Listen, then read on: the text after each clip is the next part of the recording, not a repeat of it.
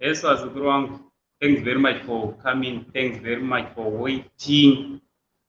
I'm very sorry for keeping you waiting for some minutes. Thanks very much. Thanks very much. Welcome to Saint TV. Channel Yenyandili. Thank you very much. Thank you very much. I really appreciate kuuya kwamaita vazukuru wangu anditi taureni maswera sei. Good evening, good afternoon, wherever you are. How are you? It's my great pleasure to have you. Timbotangana kumoresana titi tendai chengeta. How are you mzukuru wangu? Thanks very much for your support. Thanks for waiting as well. Hello vazukuru, welcome to the show na Uncle Saint. Some of these issues they require immediate attention. That's why we have decided to do this show on a short notice. And thanks very much for coming already. I can see 14 people. The numbers are going up. We can send our link to some other groups, social media platforms, so that we can invite some more people to this interesting story. Now today I'm going to be speaking in English. Nasekuru. Nasekuru Evan. Banyai TV, thanks very much for coming. Right. Ndrukisa link my match. Sorry mzukuru wangu, sorry. Thank you very much. And you know, the person who is just complaining about me, kuti I've made you ndapita kuti mumire, is the one anorana technical techniques the Saint TV. Maybe mzukuru wangu, thanks very much for coming. Thank you so much. Iri sei muri. Alfred, waswera sei. TK Inos, ndakakumhoresa. TK Inos, ndakakumhoresa pa I send a big shout out to you on this other video. You said nothing. I'm angry. Nyarai, thank you. Pauline, how's England? Mzukuru, thanks very much for coming. Right, Zonke, Chemunondirwa. Thanks very much. Estelle, thank you. Ndiani mwasanda moresa. Right, tendeta. Ochirungu. Today I'm going to speak in English. Motion, how are you mzukuru wangu? Christina, thanks very much for coming. Bimbai Nashe, you are the best. Mavis, thank you very much. Right, Azukuruga, today, Rutendo, waskwera se mzukuru wangu. Thanks very much for coming. Thank you for your support. And thank you for supporting this this streaming. Right, today we're going to be talking about Calaz and Moirah. And you know what is going on social media platforms. So we just want to talk a little bit about them, and we want to extract some lessons from what repeat kapavari. Also, toda kuti tuone kuti ndiani akanganisa papi, umwe nomwe tuona paakanganisa. Why are we doing this? And we are doing this kuitira kuti tinge tiri tinobatsira vamwe kunza nditi zvandogara ndichitaura kuti panyaya dzinoitwa nemacelebrity, I always want kuti dzitibatsire mamistakes avanoita tinge tiri tinogadzirisa. Anditi so toda kuti timbotaura panyaya yaMoirah naCalaz. Now ndimbotaura in brief. Anditi Moirah ane mapost aakanda, ndaita video. You can go and see video yandaisa izvezvi nevideo yandichaisa after this streaming. Right, Moirah aisawo pasocial media anyorawa zvakawanda akati Calaz anoabuse madrugs. meaning her husband is abusing him at drugs. Pataurwa zvakawanda, I think mazvoona. Handiti? So what do you think nenyaya yaCalaz naMoirah? Moirah mukadzi wake, handiti? What do you think? Handiti Vazukuru? So ndiri kuisa link rekuinvita maguest, handiti? Ndiri kuisa link munhu wese akasununguka to come to the studio and let's talk. Handiti? Let's talk about this issue. Handiti? Right, Sekuru Saint vaisa link. So everyone is free to come. Handiti? Rutendo ndakuona zviri sei. Admire, thanks very much for coming. Craig Marshall, thanks very much for coming. Guys, let's go and subscribe to this channel yakanzi Craig Marshall. Handiti? Let's go and support this young man. Handiti? Is doing a great job. Let's go and subscribe to channel yake. Right, ndaisa link. You are free. Barikuziva zvenyaya yaCalaz and Moirah. You are free to come, join me in studio, and let's talk about this issue. Toona kuti zoni inogadzirisika sei. Handiti? Karen, zviri kudii muzukuru wangu Karen? Thanks very much nekuuya. Handiti? Obey, thank you very much. Admire, ukuona muzukuru wangu, thank you very much for coming. Handiti? So right, hanzi natendai chengeta, hanzi sekuru muzukuru wenyu Moirah maturity hapana. So what do you think?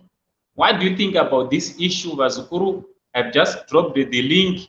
Anyone is free to come studio. So far, Sandana guest, you can come in studio and we can talk about this issue and we can see how best we can help this couple to maybe to reconcile or to fix their problems. And it was one thing which you don't know about these my celebrities. They always follow my live streams. I think Makans were DJ Shugeta actually was saying, Uncle saying I follow my live streams. So come, let's help. That way it is Obatsira, and there's a link. We are all free to come to studio. Handiti? Thanks very much for your support, Vazukuru wangu. Handiti? Chiakasununguka. There's a link. Let's join. Let's join mu studio. Handiti? Okay, regaiti mbonzo wa mzukuru wangu Craig kuti ari kuti kudii. There's a link. Let's join. Right. Good evening. And Ribos Williams. And right. And thanks very much for coming to Saint TV pa channel yenyu. Yeah. Right. Nyaya uri wainzwa waizionawo uri kuti wokudii nayo. Kufunga kwangu na kuti zvinazvitedzere pasocial media. Itase unokuru hatisi kukunzwa. Right. So ine ndiri kuti zvinhu hazviendeswe pasocial media. Alright. Zvinhu zvinogara pasi zvotaura. Alright, vanofanira kuti vagare vega vari mumba. Handiti? Kwete kuti zvinhu zvobuda kunze munhu wese oziva kuti zvakadai zvirikuitika mumba menyu. Okay. Because Calaz azosvikawo paataurawo akati hanzi chakafukidza dzimba matenga. Kureva kuti hapana imba isina zvinoitika. Each and every home there are a lot of zvinoitika zvakawanda. Handiti? Asati tinouya kusocial media tichiexposana sezvaitika izvi. Sekutaura kwaita Moirah, vamwe vanhu varibva vafunga kuti anga achida kufrema Calaz. Okay.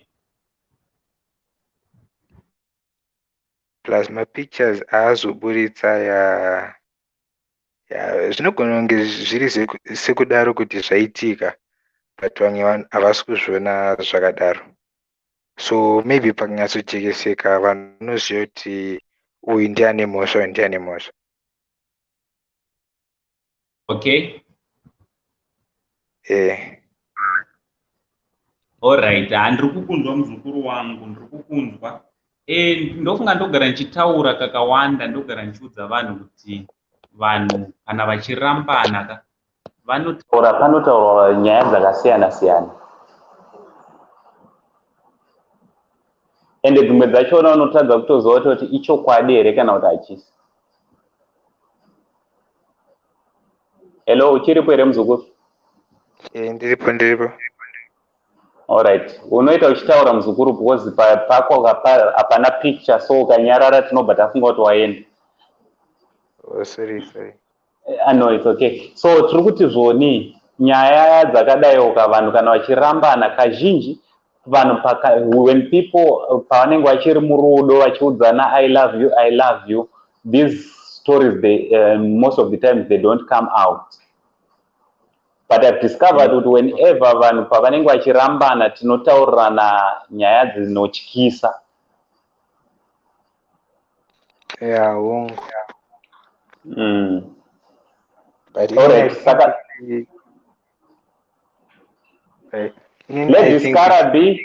Ladies Karabi, thanks very much for coming. Thank you very much for your support. Guys, let's go and subscribe to Ladies Karabi channel. And it's no subscribe by Iko.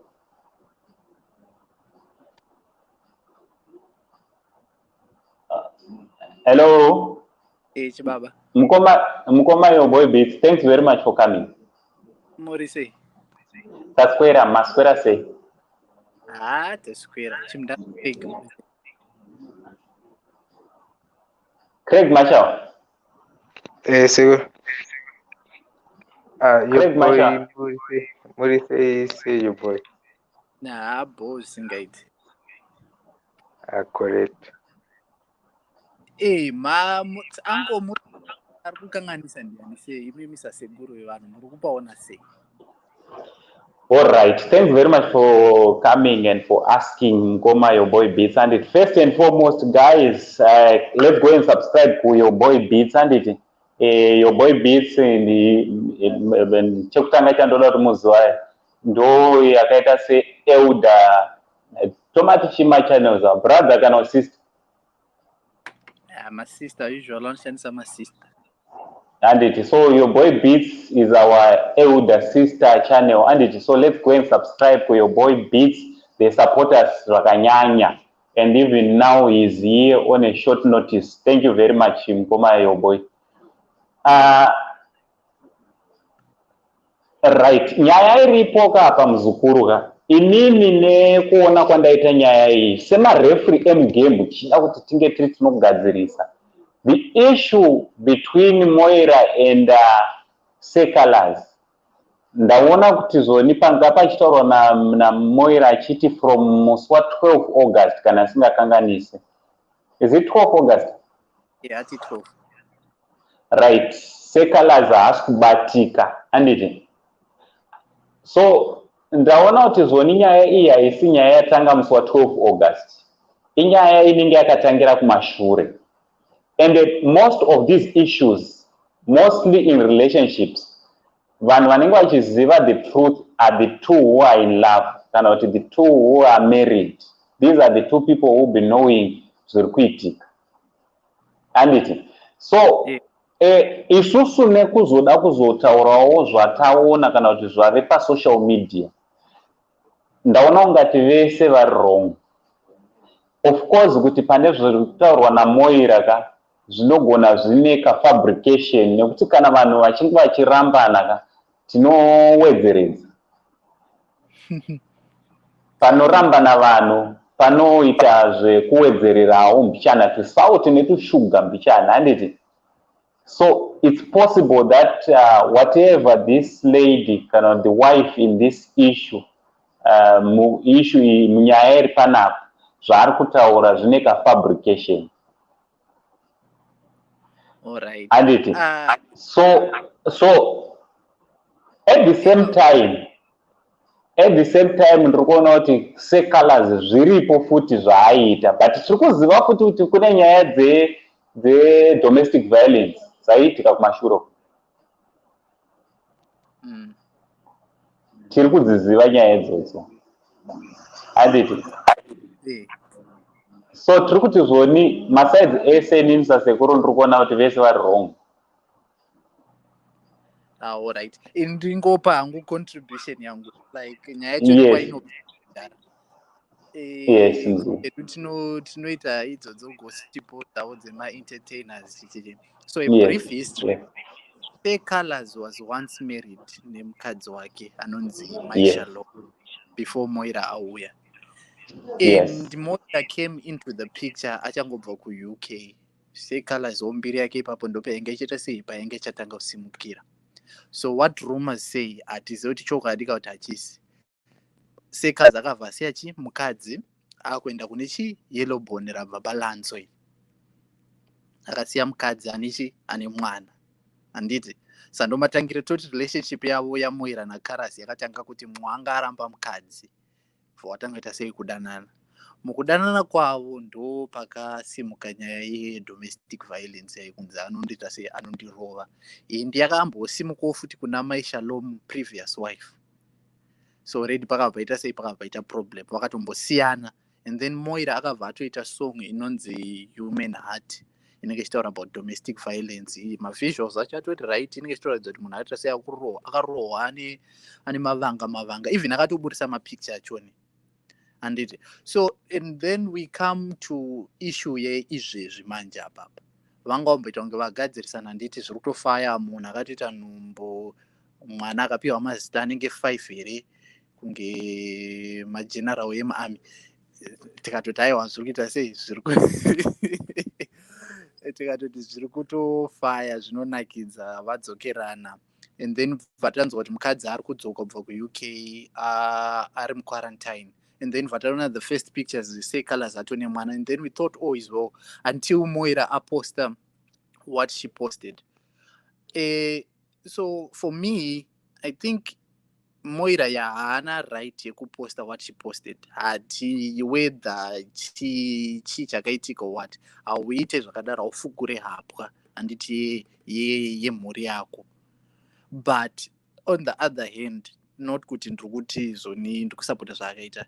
Munhu abva kudomestic violence, I think ndine zuro pamaita live here yainzi zoni mukadzi kana afunga kurevenja haakendenge kuti chii chikuitika anoenda full force handiti chero changoitika. So we might take it also as kuti maybe she has had enough from the beatings nezvimwe zvisina kubuda anga anyanyirwa. Then she just thought kumudestroya pasocial media since kuriko kwaanoda mbiri stereki is the best way. So we might blame Hedu kuti aita zvakaipa, but we must also consider the kuti zviri zvanga zviri kuitika ku-background. Handiti. Yeah, that's very true. And then it comes kuna Calaz. Calaz, one thing which chatinofanira kutanga kutaura anozviti mubanditi. Handiti ndo nickname rake. So unhu wemubanditi tese tinongoita sei tinouziva because havana iwo paunozviti mubanditi woti aiwa maya ndiri munhu webhaibheri everyday but ndongozvitangu mubanditi. Hazviite sei hazvipindirani. Handiti. So obviously his roots zvese zvinoenderana nekuimba kwake even kunonzi mukuimba anotozivikanwa samambo wehondo. So hondo iya maybe anomboisawo mumba futi anombokangara kuti haasiri pastage opinza hondo mudheni. Ipapo futi is to blame. And then coming to zvakataurwa naMoirah zvemadrugs as murume and then someone who just turned 30, we don't expect such. Handiti. We don't expect such kuti uri unzi baba vemba vanoita sei vanoita izvozvo zvekushandisa madrugs. I think if you remember Calaz mbiri yake akaita nekutuka Winky D kuti Winky D uri kudhisa madrugs chichi handiti ndo maitiro akaita mbiri. But ezvinozvi still and even now mukaenda pasocial media pane nziyo yaakakanda iri kupisa izvozvi yembanje vachibhema mbanje vandori nekavhidhiyo vachiratidza kuti vari kubhiga nyaya dzekubhema mbanje. Handiti mukuona akazvitanga 6 years ago but still up to now achiri ngoita sei achiri ngozviita. So as a role model pane pekuti unofanirwa kuchinja because Moirah akaisa post kuti vanhu vanokuona serole model but ndo zvauri kuita izvo ukutrai kuvadzidzisa chii. Handiti ukutrai kuvadzidzisa Calaz role model yedu but kana uita zvembanje obviously tese toita zvembanje. Is the same like you uncle say though channel iri yevanhu ndeyedu vanhu isusu, but imimi you are there as the moderator handiti, as the role model, as the face of Saint TV. Tikazonzonzi imimi maakuita zvekuputa mbanje, kune vanokufollowa isusu vamwe vatori loyal usingaite zvekutonga kuti tanga kutoti Uncle Saint vanorovo. Alright, let's just say imimi muri about advice handiti, mungataura kuti kurova mukadzi wakanaka, all the guys vari panapa vanokuteererai, they'll go home kunorova mukadzi anonorohwa mukadzi naangu sei boxen chaichaiko hapanonoitwa karate handiti, so he is to blame also. Saka nyaya yavo iri pakuti vanhu two vese they are very wrong, vari wrong vese zvekuti kuzobudirira kwemba yachoni. Even ngatarisei foundation yematangiro avakaita. Foundation was mumwe mukadzi akatiwa nemwana akachema, ivo vakatanga zvavakafunga kuti zvira mberi, but tabva tauya panapa kuzoita sei patiri nhasi. So for say Calaz it's now two already 30 years watone two vakadzi wavasiya vane mwana vese vari kuchema, and then vakadzi vakasitanga kuti varume imbwa. After this tinoti vakadzi vanopenga, but semurume unenge wambozvitarisawo here kuti one masteps andiri kusipa mashure akamira sei? Yes, chimbonzo yataurwa nemuzukuru wangu Naison. Naison, sekuru zvinhu zvemudzimba zvinoda kunzwisisana. We know tinorwadziswa, asi kazhinji zvinoda kudzamisa pfungwa, vanhu votaurirana, vonzwanana, kwete zvekutanga kuzivisa nyika yose musati manzwisisana. It's true, but facts aside, zviri right wokuitira kuti isusu ndonge tiri panapa tichizoitawo zvinenge vakaramba vachitiudza nyaya idzi, tinoramba tichiwanikawo online, handingazvirambe zvichiitika. Munoramba muri pabasa, vakasakudzai basa rinopera. Rinopera, muri rinofana inzara. Kana sekuru vanenge vachawirei paline watendisa kudai, but it's true. Hawafani kuzviyanika. No, it's not good. Ndoda kuti at least vanhu pavari kuanalyza, pavachapawo macontribution, ngatitarisewo mukadzi uyu kuti she's been through domestic violence nezvimwe zvatisingazive. So vari vamwe vakadzi varipo vari live now vari kuona what would you have done wamborohwa nemurume anokuita zvimwe zvakawanda zvatisingazive. How would you solve this? Because uyu maybe munhu anogona kutokuudza kuti that is the last option yanandinayo, because nanisakendenge nekuti ndandiroda kungopwanya mbiri yake chete, popularity yake ndandiroda kuti tise idzikire. So tinofanira kuzvikona also kuti mukadzi yes tongona kuti atadza and of which atadzawo, but let's see kurikubva his actions abva nekupi. Maswera sei? Taswera mukoma boy, muri kutaura henyu zvamunoda. Hanzi mazite mageneral. Hanzi mazite mageneral.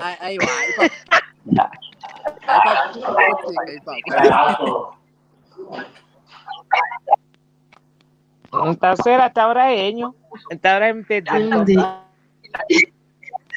Trautonzwa imi muri kupinda.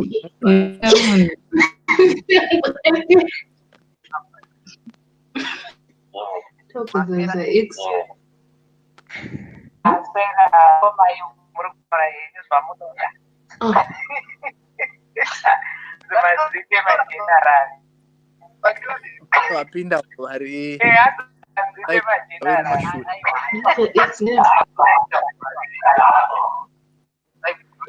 network is bad.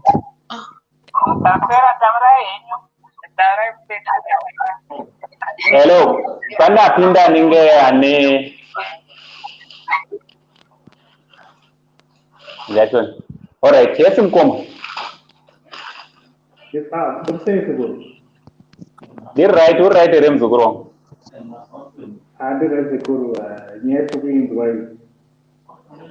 Better. Thanks very much for coming to the show. Munogona kutudzawo munofungei kubva pane zvataurwa namukoma yoboy nenyaya yatinayo pazuva ranhasi. Tipewo macontributions enyu. Ndinofunga sekuru panyaya iyi chatadzika tiri isusu vazukuru takakura tisina nguva yekutaura kugara pasi nana sekuru vachitiudza kuti muupenyu tofanira kuramba sei, kana wazowana unofanira kugara sei nemudzimai. Saka nguva iyoyo hatina kukwanisa kuiwana. Saka izvozvi ndizvo zvinhu zviri kutinetsa panguva yatiri ino, kuti tigarisane navakadzi chero izvozvi kuti izvozvi mumwe wedu tawanda nemudzimai wake Moirah vari kukundikana kuti ivo kana vaitawo challenge semurume nemukadzi vogarisana pasi votaura onaka wangu wakanisa pakati avo, vogarisana pasi votaura toita sei kuti zvinoita zvigadzirisike. Asi vanhu vari kutanga kumhanya kusocial media vozoiexposa vatanga kutaura kumhanyisa nyaya dzavo. Saka zvizvionetsa kuti havana kukwanisa kuwanawo nguva yekuti vagare pasina nasekuru. Rodzana sekuru vakakosha muupenyu, ndo vanhu vanotiudza kuti tinogara sei nemadzimai ende upenyu unofamba sei.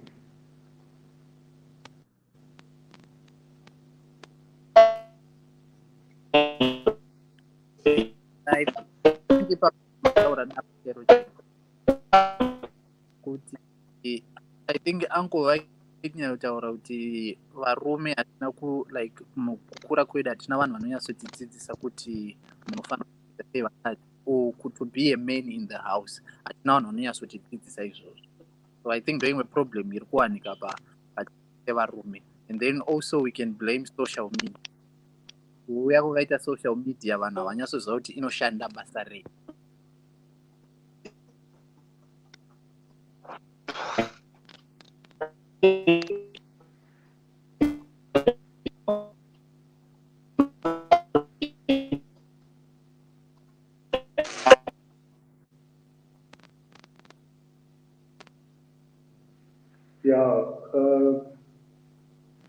Point yamatara ichokwadi kuti social media iri kutikanganisa mazuva ano. Even dzimba dzakawanda hadzigari nenyaya yekuti masocial media edu umese akuita chake amhanya kusocial media. Saka zvinhu zviri kutikanganisa panguva chaiyo yana yakakura vamwe vaipapasina social media. Ndiri kuona mazuva ano dzimba dzakawanda dziri kupara because of social media. Zvinhu zviri kutikanganisa. Inini hangu ndokumbirawo kutaura mbijara ndibude palive vapindewo vamwe. Taurai tete. Nyaya iripo sekuru ndeyekuti both of them they are wrong. And nyaya iripo sekuru ndeyekuti mukadzi wacho one ari kufumura murume wake, mangwana vakawirirana nyangwe vakatofamba vanhu vanenge vachiti ava nevo. Saka kana achifunga kuti ari kufumura seCalaz, ari kunyepa, ari kuzvifumurawo, ari kutoluzawo dignity. And iye seCalaz wacho is very wrong. Ipapo kwanzi ndine vhidhiyo rake akazviitirei iye kutumira musikana iyoyo mukadzi wake vhidhiyo iroro achizviita izvozvo. It's very wrong. Pane pamwe varume munombofarisa dzimwe nguva, munombofarisa kusvika pakuratidza vakadzi aiwa tinenge tiri murudo. Kana iwe semudzimai unokwanisa kungotumirawo foto rako wakashama. Pataimi yachona pfungwa dzekuti zvoni tichazosvika pakurambana dzinenge dzisipo. Saka ipapo zvinonzwisisika sekuru, unogona kuti newo watumira mudzimai wako kuti aone kuti wazomufarira foto rake. But nyaya iripo ndeyekuti ari number one wrong ipapo mukadzi, nekuti iye akatrustwa nemurume wake, iye akubvisa masikireti emurume wake. Why uchidaro? Nemwe varume dzidzaiwo kuvanza zvimwe zvinhu, munofarisa varume imimi, munonyatsotrasta, kutrasta kupererera, kutopedzera kutoratidza munhu. Vakadzi vanenge vana, akatsamwa anongoita zvaangoita, amushuwa paari ari kuregret.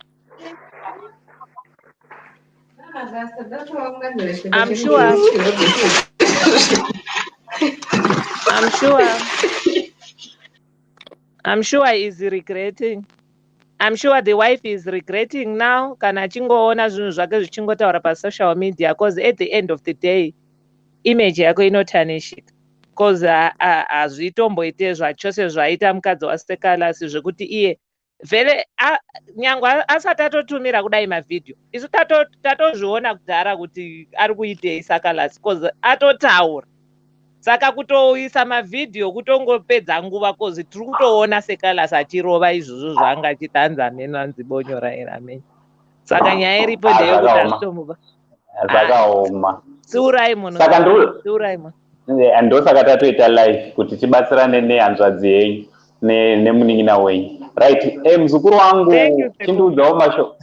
Alright, thank you very much. Rega ndipinze vamwe vanhu mustudio. Alright, thanks very much Shai for your contribution. Right, muzukuru wangu chindiudza mashoko ako ekupedzisira tipinze vamwe mustudio. Hello? I think Sekuru I think apa Sekuru mutongo wabatsiro kumana nemusikana because zviri papa kapano vafana kungotaurana because zvimangwana vatangisa pedzwa because mangwana vachafunga kuti apa zvapeta papa zvishande vachangoda kugadzisana but zvishaka zvakunyadzisa mawana kuti nezvatakataura zvakamboita zvezve vanhu vachatoona chii ndimo makunyara futi saka vada kuti vataurwa navo vanhu vazvigadzisike nokuti upenyu hwakaoma upenyu hwakaoma isu takakura zvinofanira kuti tibatsirike zvaitike chidzidzo kwatiri isusu tiri kukura tiri kuonawo zvinofanira kubatsira mudzimba.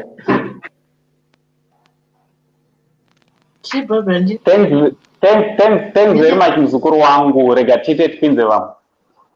Thanks very much for coming, Koma your boy Beats. Panashe, welcome to the studio. Panashe? Magadi Sekuru. Ndinofara wakadi I think my network is too low. Alright, chingoita kuti avoid the noise ku background. Alright, noise ku background ingaite show. I think my network is too low here. Alright, chitaura tinzi mukana kwauri unoti kudini nyaya yatinayo. Ai zvongoda Mwari chete.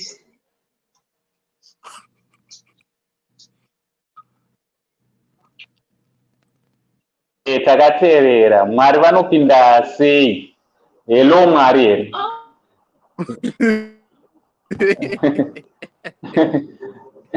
Abatiza ndachida kuti anzi utaura kuti hello Mwari, pane relationship iri kutsarwa panapa Mwari. Mukoma yo boy mazombobuda muchitaura, taurai nesi. Rega ndiverenge macomments mukoma yo boy. Alright, just a minute ndiverenge macomments kuitira kuti vari kuflow vange vachicontribute. Hello?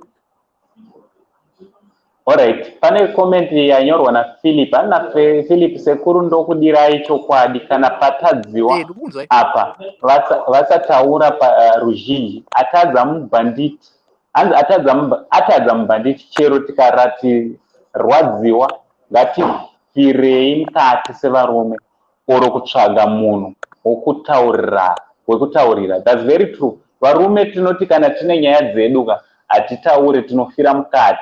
Thanks very much Philip for your contribution. Alright, marange icon and masura say. Alright, tinoda kutsvaga macomments ane handiti. Hanzi vose vanoda shamu. Hanzi kabembi kacho aiwa hatizodaro muzukuru wangu. Hatisi kuda kutukana handiti. And nyaya yeviolence yekurovana ndo yatiri kuti no to violence. Right, hanzi masura sei Sekuru nyaya iripo ndicleared chings. Hanzi nyaya iripo Sekuru I think ndeyekuti banditi raienda kumba nechibanditi. That's not good. And mukadzi wacho futi was not supposed to tell the world. They were supposed to solve the issue. Thanks very much Cleo Chings mzukuru wangu. Sharon, Sonia, right.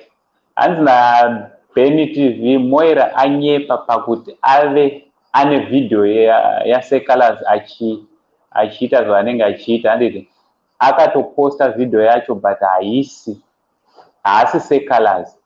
Aita izvozvo aitori umwe munhu asiri seCalaz. Alright, handina kuiona hangu video yachona and handina basa nekuriona kana ndirini. Hanzi nasoni hanzi mbandita wrong. Akuseka ndinoseka muzukuru indinofara manje. Right, mukoma iyo boy beats.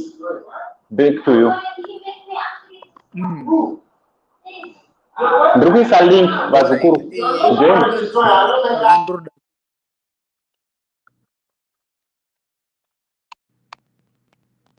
Alright. Nandroda kuti inini another thing chimwe chatinogona kutarisa in this marriage is seCalaz anzi maona one of the post ainzi anga singabve kumbare ndokwaita sei ndokwaigara handiti. So seCalaz akakurira kumbare obvious boys rese riri kupere kumbare. Musikana akabva kupi kuUK. Musikana hamai kuti toti ndislay queen here or what, but aneka keukachi ka lifestyle ke kuLondon or whatever. Vasangana handiti vanhu tukataura kuti ghetto nemusalad vaita vasangana. Pakadaro panogona sei panogona kunetsa futi mukasawirirana because uyu ajera zveghetto, ajera even zvemadrugs, kughetto kunorwa madrugs. Ajera kuti makuseni uchimuka isusu zvatinoita kwamaraini, makuseni muchimuka munotodeedzana raini rese mogara pasi avhundewere. I'm not sure we kwawanga vari kurenta. Driver every day mbare, unogara neboys mbare apa mukadzi ari kupi asarega. So that's the other thing. It might be a lesson to us also. Not kuti uri kunzi usarore like munhu ari above your standard. Yes, you can try to do that, but try kuti muzobalances. But usually gara warora munhu waunoenderana naye wazoti even ndikarora munhu uyu ndewe mughetto ajera kunzwa kuti maponde anotomboitawo zvekuti kobra bo zvekuti, and then kana muri wekuuptown uko mororanawo wekuuptown because majairana. But kana mazodecide henyu sanganisai and then make sure you balance. Saka parelationship or pamarriage iyi yakashaya balance kuti tibvise ghetto neusalad. Vakatadza kupa balancisa ipa pakaita imbalance, ndo imwe problem yaitika. Entawanda anzani seCalaz atingamublame Hedu kuti ane ughetto hwake wajera mafesi ake. Kana nendatojera kuti mafesi angu. But maybe kana waroro you try to kumboti mukadzi wangu more. So Moirah was lacking that, angasi kupiwa that attention. Ndo zvazokonzera kuti aite sei adaiso futi. I'm sorry kana ndikuita kunge ndikudefenda Moirah sterek, but if you read through it or kada kuona nyaya yacho kwayakabva kudhara sterek, you would see kuti mukadzi in this circumstance hangu I think mukadzi was more on the receiving end than the guy. That's why she decided to do this. Those zvakaipa hazvo zvaita, but nhamo yaona kumashure yakaita sei yakaipa. And then paquestion yekunzi hanzi munotumirandirei zvinhu zvakadai, kana muri murudo kana muri murudo hamutomboone vamwe vanhu vesawa.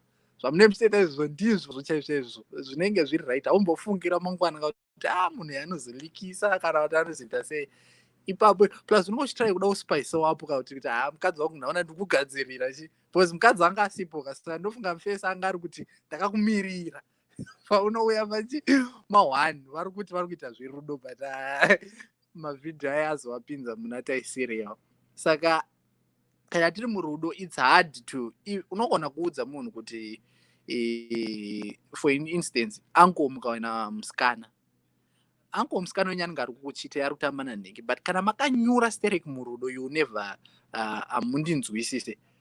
Munotoenda kune musikana wenyu mototi zvokutaurwa nayo boy ari kuti naye iwo uri kudana nanhenge, inini ndindatoo the bad guy handiti.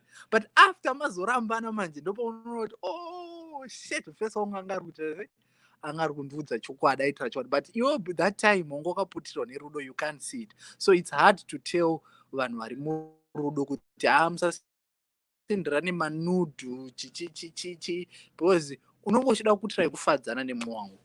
That's what I think.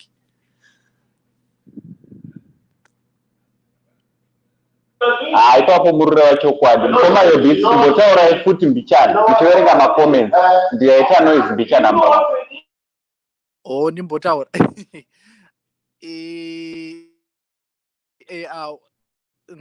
what else can we talk about? Kuti zvavari zviri kuitika murelationship ika. Sorry, ndendisakunzwe. Mukuninzwa? Uncle, can you hear me?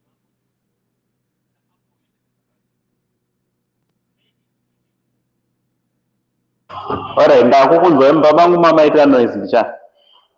Vakomana vekwaBuhari tovauraya varada kuita noise.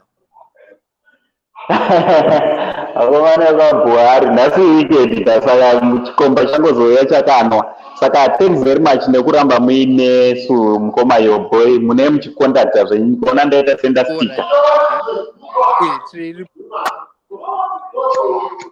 Handizoni condemn ipapo yekuti aisa mukoma iyo handisi kuziva video yakandwa papi video yemunhu wacho anga achiita action yekudzipa mupostori handa kuiona.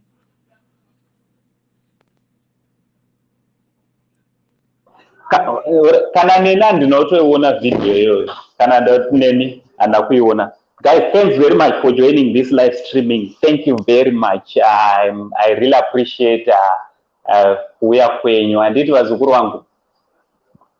Thank you very much. Right, mukoma your baby. Chicha kuitika. All right.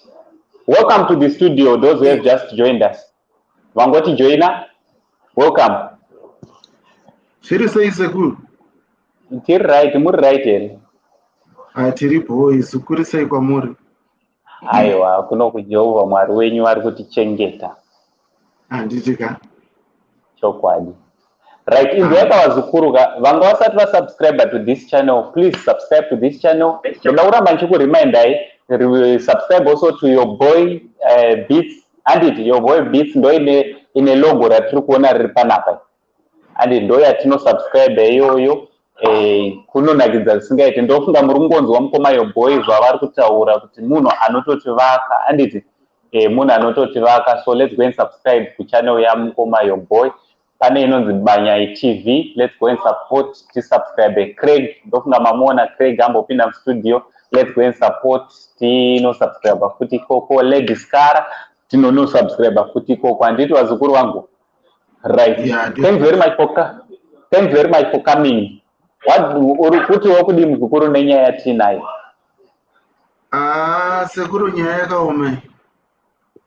Nyaya yakaipa. Ndosaka tatoita emergency live stream.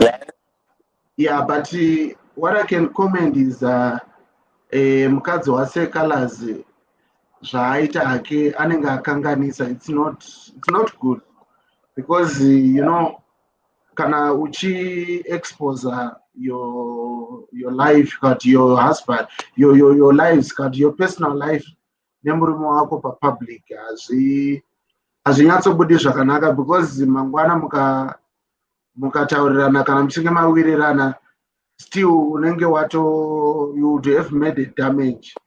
So I think they were supposed to resolve my issues in private. Then also vorega publisher, like you know, I was looking at my pictures mumba masofa akabharuka and so forth, you know, tichitarisa seCalaz unobva kana wanga uchimufarira kayu unotanga kutomudzikisira because zvezvakuita semunhu ari irresponsible. But you, yeah, that's very clear. Ameno ndoda kuti mumbopindurwa nevachangopinda vane blue avo. Welcome to the studio muzukuru wangu. Mushe Sekuru makasimba here. Ndinofara, ndafara wauya muzukuru. Mushe mudhara your boy Beats zviri sei? Ngoma yo. Mushe and zviri sei vakoma vari paside ava handisikuona zita rangu but muri sei mukoma? Ndiripo, muri sei henyu? Tiripo zvedu. Ndaida kucontribute zvangu kashoma kadiki kandinako. I think zvangu first and foremostly we need to guys first say kuti no to violence. domestic public violence, no to that. Kurova vakadzi kana vakadzi kurova varume or varume kurova vakadzi. We need to address this problem first and foremost. Anditika takaziyana kuti hatirovane mudzimba umo mukamu maybe togatsana zvakanyatsonakanaka. Ndo first point yangu yandinayo. And second point ndeyekuti chii mukuru wava Calaz ndona nge vari kukanganisa. Actually hangu I support zvangu mukadzi wacho naMoirah, because look, definitely how many years has this guy been in the business? Antadza kana kutenga kana stand chaya chaya, inga takaona uyu achitenga ka stand wenzani uyu akamubuda mazuva mashoma shoma anga abata inonzi Soldier Love anga kuvakisa imba yake after say achipedzisa imba yake kuvakisa imba yake and everything like that. Zvinhu zvinofadza. Even kana zvozita anozorwa madrug chichika, we can actually look aside, but tozotaura kuti no, at least akasirawo chi mhuri yake chi imba pekugara and stuff like that. So kana uchinzwa munhu akaita Calaz achinzi anzi anoroja anorenta pamba nemari yaanoita or nemari dzaanoita, that's nonsense. And I mean, look at the Mercedes Benz akapakwa anenge akapakwa pamupava pake. You look at his Instagram account, pane mota different kind of motikari dzenzi akangopakwa ipapo.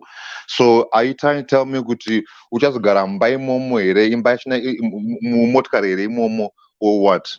So I think zvangu ipapo Calaz ipapo vanenge vakatitadzei zvavo, and so really I support mukadzi wake, because really, I mean, you can't have a man like that, which you call a husband, and sooner or later they're expecting a child. So really, see, so mwana afanire kuti ange achiexposed such dubious things like that mumabhodhoro amene mabhodhoro acho ndoitike chii ndatoshamisika ndichitotoona mabhodhoro achona, but it's wrong to say the least. So inini zvangu apa mukadzi wacho ndinomusapota 100%, even though abudza hake zvinhu papublic platform, because maybe pamwe like zvakaitara your boy beats kuti anzi maybe ashaya kwekuenda, because mukomana uyu maybe pamwe akamedza kunana tete kunana chichi, but wakazwa munhu akubuda neinformation yakadai so paFacebook, Instagram, ziyati zvinhu zvamuomera. So I'm support for what she did, and the main things what I but in this day and age, that's nonsense, gentlemen. We need to educate ourselves to and vice versa. Amen, gentlemen. You are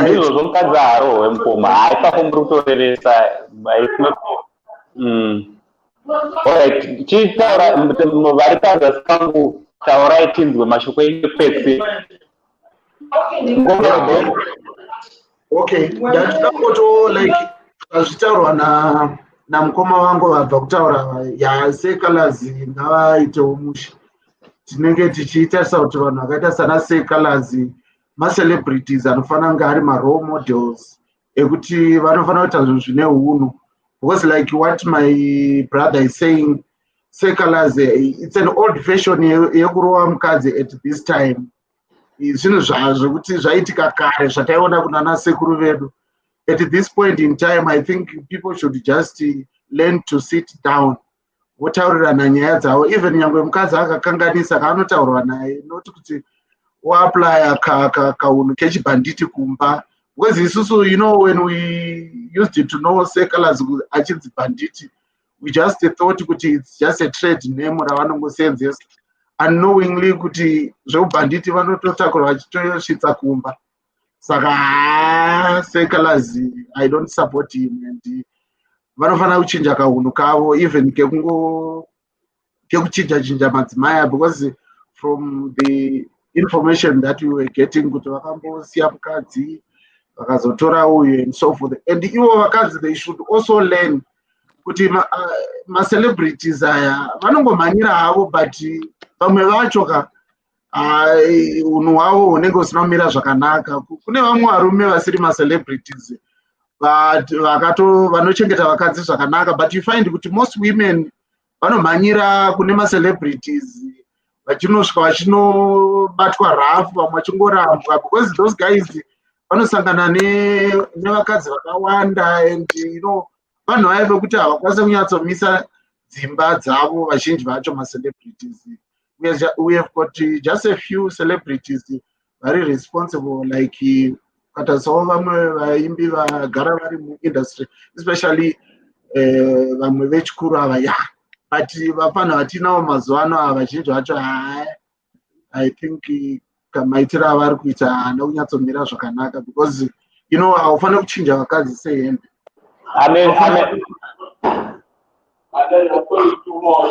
Yeah, that's very true. All right. Inini zvangu piopesana ndabuda hangu ndongoti All right. All right. Thanks very much, Mkoma. Thank you for your contribution. Okay, thank you.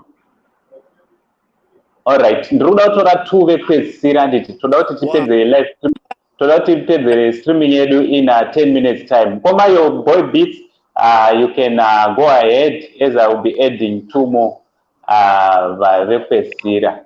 And Mkoma, your boy beats, over to you. Vada kupinda mustudio dzokerai palink ndamborega kuedha vamwe.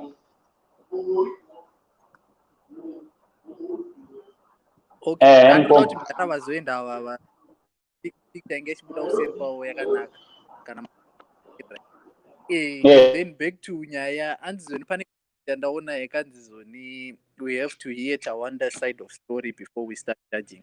Yeah, it's true. Trofanawo kunzwa bivi rake, but isusu kujaja nazo so far is like the beating yekurova mukadzi so far ndo chinhu chekutanga nekuchinjanisa mukadzi. Those things are mafacts ekuti haangazviranga ndo atiri kumujaja nawo.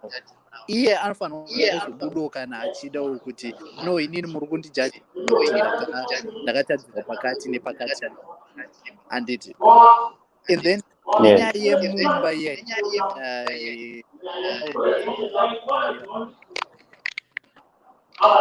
semurume zveshuwa mufanira pakati kuti sebaba aifanira kutaiwo mastandard odochi mukadzi wake wachi at least sofa in the life. At the other hand, futhi mazuva akadzi musamirira kuti murume aite zvese kusenza tinoshanda tese murume paasingakwanisi kuitawo muhamaita sei mopota muchikavhirawo ipapo vakadzi, not kuzoti haana kuita chakati, haana kutenga matoys. Mukadzi you can even haasongotanga kutengerawo matoys. Semurume yandogona kufara but ndogona kutofila challenge kuti saka ndinaifanira kutenga toy mukadzi atenga. Then ndatodzidza from that anditi. So ladies try also kuita sei kugadzirisa ipapo. But inini hangu ndinenge ndangofanira mudhara kuti Calaz, I blame Calaz more than mukadzi. Because that's true, because mukadzi haade kuiswa pakona guys. Vanhukadzi ndakambotaura ndikati nezuro ndikati ladies they were created from nyama dziri soft. So ukamuisa pakona anoputika. Vakafanira spring. Ndataura chizulu chekuti zodanzi utinda vafazi utinde mbokodo. So usabate vakadzi rafu unopinda mawani. Yeah, muta chwali papo gentlemen, but chikuru chacho tofanira kudzidzisa isusu varume kuti no, let's respect like vakadzi vedu ava, even though usade kana usade, I mean tell her kuti no, look here, our time is over, and Vorambana in an amicable way is known kusisika, especially kana pane vana and everything like that, so that remangwana mozna rekutaura. And icho futi like kana mchita maro futi ma-celebrities aya ndavazivawo kuti chi kuvakisa imba and everything like that, kuti not kuti vazodzanze things like this. So basically I pamwe pedza hangu and ngaribuda hangu mustudio. Thank you very much Sekuru and your boy. Thanks very you. much. Thanks for your continuous support. God bless you, Mzukira. Alright, Much cheers. love. All right. Vanhu vanogona kublame Moirah kuti why aita social.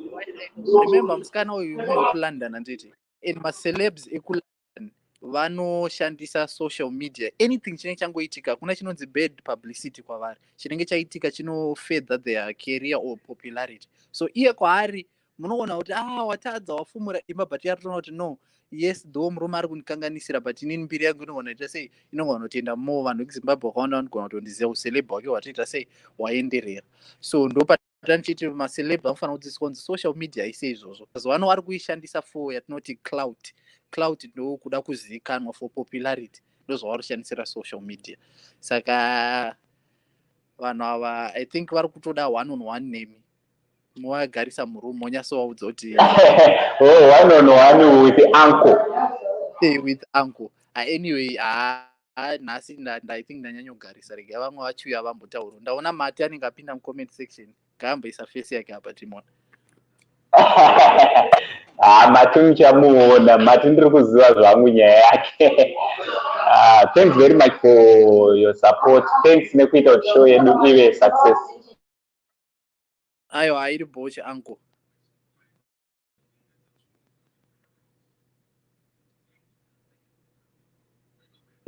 Right, Vazukuru streaming yedu yapera handiti, so ndoda kuti ndingotaurawo sasekuru, ndingotaurawo mashoko angu ekupedzisira sasekuru handiti.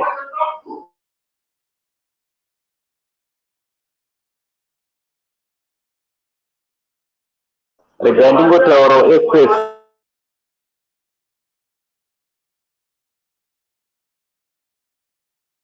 Right, Vazukuru, inini mafungiro angu sasekuru handiti. Mafungiro angu ndeyekudaiwo. Muri kuona kuti panyaya yevaviri ava, inini sasekuru ndinoti vese vari wrong, umwe neumwe ari wrong. Right, but wrong wachona unodaiwo manje. Sometimes you can be pushed. You can be pushed neumwe wako kupesera wakuita zvinhu zviri wrong. Handiti. So ndo zvinogona zvaitika kuside kwani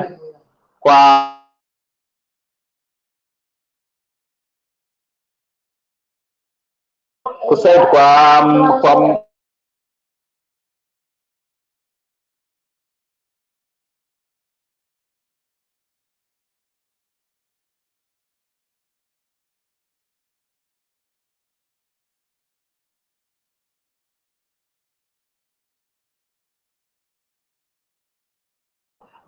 Alright, so inini zvandiri kufunga ndezvekuti mukadzi anogona azopushwa nepressure, handiti apushwa nepressure yezvanga zvichiitika mumba kana kuti mumarriage yavo, ndozvinogona zvazomupusha kuti asvikewo paazobuditsa zvese zvabuda pachena, handiti, of which zviri wrong, nekuti kana vanhu tichirambana zvakanaka kuti tisiyane,